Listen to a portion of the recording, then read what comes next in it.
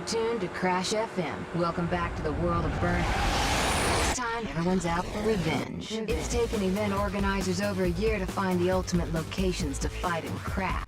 With Burnout 3 being a big success for both EA and Criterion, say it with me now, once more with feeling, a sequel was inevitable. But rather than waiting for the 7th generation to fully kick in, they decided to give it one last hoorah for the 6th generation, the gen that made Burnout what it was. Burnout Revenge started development sometime after 3 was fully finished under the title Burnout 4 Rush Hour, also at one point Rush Hour Revenge. You'll see why later on. However, the title was changed by someone who Alex Ward described as some posturing American idiot who said no successful game could have a 4 in its name. See Tekken 4 to debunk that crap. And they didn't like the term Rush Hour despite the fact that you still fight through traffic. They wanted revenge because the players would get revenge on rush hour traffic, something you couldn't do in Burnout 3.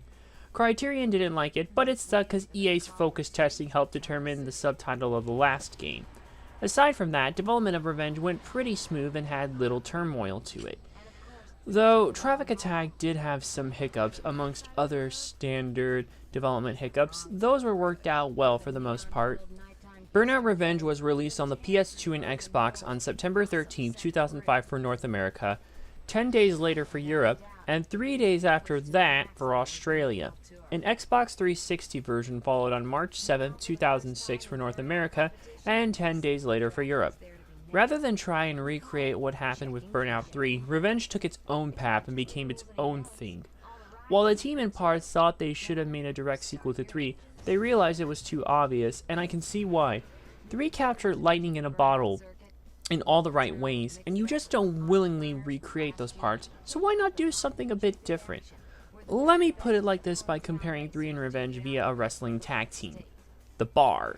Burnout 3 is the Sheamus of the two, the hard-hitting one who knows how to pack a punch, and if you're not careful, you'll get bro kicked to hell.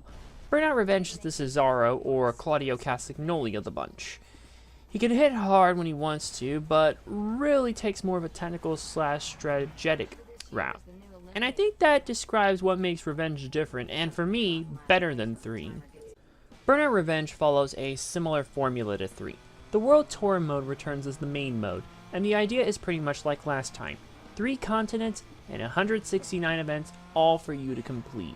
Some are standard stuff that you've seen in the previous game. Burning Lap, Race, Road Rage, Grand Prix, and Eliminator return. Though Eliminator will eliminate the last place racer every 30 seconds instead of every lap. With the exception of Eliminator, every other aforementioned mode pretty much plays out the same as in the last game, so I won't recap them here. There is one new event type here, Traffic Attack. This will let you take on traffic and you keep it going to keep the timer going. The timer runs out and it ends. More on attacking traffic in a moment. And of course, it wouldn't be Burnout without Crash Mode. Crash Mode is not only back, but also has a new set of improvements. Again, more on those later. That's not the only thing that's been slightly reworked. The way you move through World Tour is somewhat different. In the previous game, you would complete the events as they show up, earn the gold, unlock more events / cars when doing face-off, and other events that unlock them. Lather, rinse, repeat until everything is unlocked, with the addition of doing signature takedowns and getting takedown goals for trophies. While the last two are still here, and you still do earn medals, you can now earn stars. At the end of each race, depending on how well you do, you'll earn anywhere from 3 to 4 stars. You do this by filling up a meter seen above the speedometer. You fill it by boosting, traffic checking, drifting, etc. The better you do with these, the faster it fills. Getting a gold medal will add an extra star, so if you keep dominating the events, you'll get 5 stars. For every certain star milestone the game gives you, wants you to hit, rather, as well, you will move on to the next rank, which will unlock the next starting set of events in that rank. For example, your starting rank is harmless, but once you hit 20 stars, you move on to the next rank, unsafe. Not that you have to jump right in, you can always just keep completing events in any rank until you get 5 stars on all of them. 169 events across 10 ranks, 12 harmless, 14 unsafe and reckless, 15 offensive, 16 fearless and dangerous, 18 Insane and Maniac, 23 Assassin and Dominator. There is an 11th, but there are no events. It's just for show to show that you pretty much win in 100% at this game, or at least getting gold on every event, so yeah. The racing itself pretty much remains the same for the most part from Burnout 3, only now it's been tightened up even more. For starters, it's a bit less easy to just pop a turn and go into a drift, though that may still happen with faster cars once you get to them. The main new addition in the races here are shortcuts. While they're pretty obvious as they are marked by blue LED arrow panels as part of the tracks, they are a nice addition that wasn't seen in the previous games, and they further add strategy. Since there can be a decent number of them, knowing which ones to find can save you in both the races and even help you in time attack. It basically adds another element to mastering the tracks. The last new element to help you is traffic checking. Did you hate when you got blinded by cars on the right side of the road in Burnout 3 and thought, gee, what I wouldn't do to wreck that car for wrecking me? Well, traffic checking lets you do just that. Traffic checking is when you ram a traffic car from behind and you'll send it flying, either into another car or preferably into one of your opponents. Who would have thought? You now have a benefit to driving on the right side of the road in Burnout 3, aka the opposites. I don't think you can check everything though. Bigger vehicles like buses and semi-trucks can't be checked, obviously. Only regular cars and the like, and you obviously can't check wrong way traffic, so make sure you're on the right side of the road, especially in Asia. This is the biggest change and adds the most strategy now, since you can time your shots right to get ahead of your opponents. Think of it like this. Every track is one giant shuffleboard table, and the pucks are the cars if shuffleboard pucks could move on their own. You can also get special trick shots to help fill up the meter. This was described as progressive scoring. One last new addition is, in some races, you can use crash breakers from crash mode when the game lets you. If you crash and you have enough boost, you can use a crash breaker to get an aftertouch takedown at the cost of your boost. Otherwise, aside from the new additions, the racing remains unchanged for the most part. You'll take down rivals like you always have, max out your boost meter and earn more boost, and pretty much do what you did in the previous game to win with both old and new tools at the helm. Crash mode returns once again and has a new addition in of itself. It does play out the same, but now your crash breakers work differently. Once the crash starts, your boost meter fills as more cars wreck. When it fills, you can activate your crash breaker. However, if more cars wreck to fill up your meter a second time, you can activate a second crash breaker. Not only that, but the camera isn't as hectic compared to the previous game. It's easier to just keep track of your car, and you just won't lose impact mode so suddenly, which I really appreciate since it does make things somewhat easier to manage. However, Criterion in their infinite wisdom decided to add something to the PS2 and Xbox version, so I guess add a bit more challenge that, looking back, wasn't such a good idea. In the 6th gen versions, the crash mode has a meter to determine what kind of start you get. When you start, the meter goes up, then down. You have to hit the main button to get the green in both the top and bottom zones for a perfect start. The whole thing is god-awful. It adds something that didn't need to be there in the first place, since there was nothing wrong with the crash starts in 3. The Xbox 360 version gets rid of this and gives you a perfect start every time, so I would go with that version of the game on this point alone. That, and you get a 10 extra crash junctions to boot. More crash is a good thing. Other issues notwithstanding, the game is still fun in both race and crash mode. Not just on the gameplay front, but the controls are implemented well. The already near-perfect scheme from the previous game is back, and the new additions fit well. Returning players will adapt to them very well, and newcomers will pick up on the controls very easily. Basically, not only do you really feel in control of racing, but also attack traffic. Not to mention, even at the fastest cars, you still feel in control. Even more so thanks to how tight everything is. Takedowns still work well like in the last game, and I can't even add much because everything that worked well in 3 is still here as you would hope, and the new additions fit well. On top of that, the game's graphics are very much on point like in the previous game. A lot of the game's previous improvements have been further improved here. Traffic cars look the best they can for a 6th gen / 7th gen console game. And, well, the drivable cars look amazing, both in pristine form and even when wrecked to hell.